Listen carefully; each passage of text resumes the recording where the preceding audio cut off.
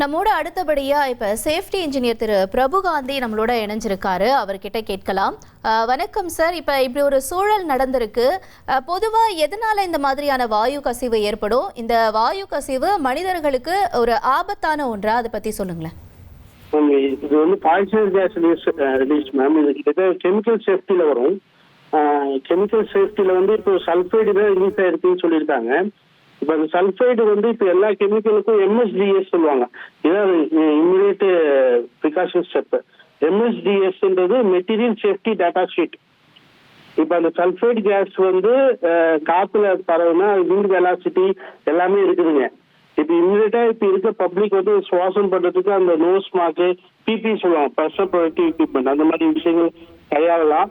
Plus அதை isolate பண்ணி மக்கள் அந்த இடத்துல இருந்து எவாக்குவேட் பண்றது ரொம்ப ரொம்ப நல்லது பொதுவா என் பாயிண்ட் ஆஃப் வியூ.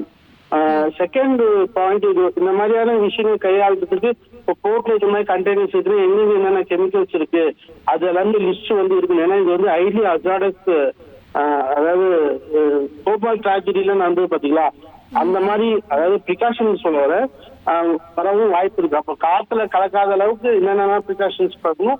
கண்டிப்பா கவர்மெண்ட் வந்து போக்குவரத்து அடிப்படையில் இந்த ஸ்டெப்ஸ் எடுக்கணும் சார். இப்போ ஒரு எனக்கு தெரிஞ்சு ஒரு 5 நிமிடத்துல இருந்து ஒரு 10 நிமிடம் வரைக்கும் இந்த வாயு கசிவு இருந்திருக்கும்னு நான் நினைக்கிறேன் சார். ஆனா அதிகாரப்பூர்வமா இது எவ்வளவு நேரம் நீடிச்சது அப்படிங்கறது நமக்கு இன்னும் தெரிய வரல.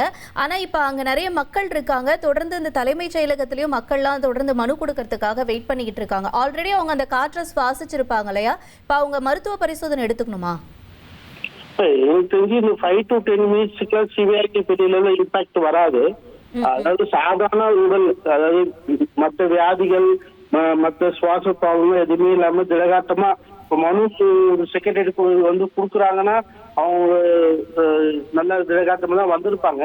பெரிய லெவலில் இருக்காது. எனக்கு தெரிஞ்சு மிஞ்சி போனா ஒரு தலை சுத்தல், ஒரு மயக்கம் அப்படிதான் இருக்கும். ஆனா இது காத்துல கலக்கிறது வந்து இப்போ கண்ட்ரோல் பண்ணியிருக்காங்கன்னு தான் எனக்கு கிடைச்ச தகவல்கள்.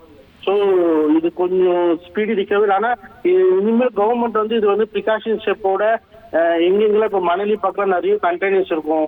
எனக்கு தெரிஞ்சு நிறைய சால்ட், நிறைய கெமிக்கல்ஸ் வந்து 10 வருஷம் 15 வருஷம் ஸ்டாக் வச்சு அது என்னன்னு தெரியாமே இருக்கும். ஸோ சேஃப்டி ஆடிட்டிங் வந்து எல்லா கண்டெய்னர் கம்பெனிஸும் பண்றது நல்லதுங்க.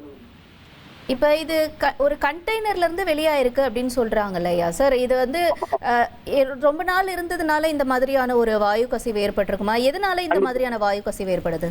ரொம்ப நாள் இருந்துச்சு ஏர் சர்க்குலேஷன். கண்டெய்னர் வந்து இப்போ ஏர் சர்க்குலேஷன், ஆக்சிஜன்ஸ் வந்து ஒரு இடத்துல அதிகமா இல்லைனாலே உங்களுக்கு அந்த வாயு கசிவு வரதுக்கான வாய்ப்புகள் ஜாஸ்தி. ஸோ கண்டெய்னர் வந்து க்ளோஸ்டு டெர்மினல், கன்ஃபைன் ஸ்பேஸ் அப்படின்னு சொல்லுவாங்க. எங்குமே ஆக்சிஜன் உள்ள போற அளவுக்கு ஃபுல் நாலா பக்கம் க்ளோஸ் ஆயிருக்குன்னா கண்டிப்பா இந்த மாதிரியான பாய்சன் கேஸ் லீக் ஆகிறதுக்கான சான்சஸ் ஜாஸ்தி. 1,28,00,000 மனங்களை வென்ற தந்தி டிவி யூடியூப் சேனல். தவிர்க்க முடியாத தம்ப்நெயில், கலக்கலான கான்டென்ட்ஸ். நீங்களும் இந்த குடும்பத்தில் இணைய இப்பவே சப்ஸ்கிரைப் பண்ணுங்க. அசுரபலம் கொண்ட எங்கள் டிஜிட்டல் கரங்களில் உங்கள் விளம்பரங்களை சேர்க்க வாட்ஸ்அப் பண்ணுங்க. 8939888838. Email advtthanditv@dttv.in.